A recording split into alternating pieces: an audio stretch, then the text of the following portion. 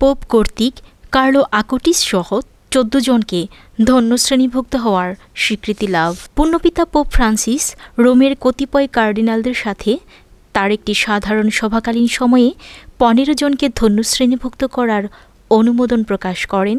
তাদের মধ্যে ধন্য কার্লো আকুটিস, যিনি প্রথম সহস্রাব্দের একজন সাধু ব্যক্তি হিসেবে গণ্য হবেন।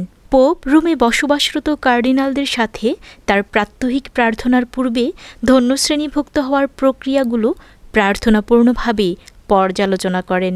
কার্ডিনাল মার্সেলো সেমেরারো, ডিকাস্টারির prefect for the cause of the saints, তিনি একটি সংক্ষিপ্ত রিপোর্ট পেশ করেন যেখানে এই 15 জন ব্যক্তির জীবন এবং অলৌকিকতা, যার উপর মণ্ডলীর আইনের তালিকাভুক্ত ব্যক্তিগণ আলোকপাত করেন এবং ভোট প্রদান করেন ও ধন্য শ্রেণীভুক্তকরণের অনুমতি দান করেন। এই ধন্য শ্রেণীভুক্তকারীদের মধ্যে 1860 খ্রিস্টাব্দে অনেক ধর্মশহীদ সিরিয়ার দামাস্কাতে শহীদ হয়েছিলেন বলে তাদের দামাস্কাসের শহীদ বলে অভিহিত করা হয়।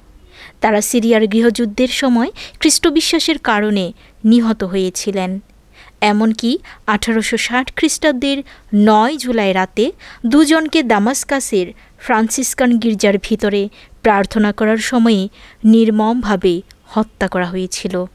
এই ধন্য শ্রেণীভুক্তকরণের মধ্যে একজন ব্রতধারী সিস্টারও রয়েছেন, যিনি মেয়েদের শিক্ষার জন্য তার জীবন উৎসর্গ করেছিলেন।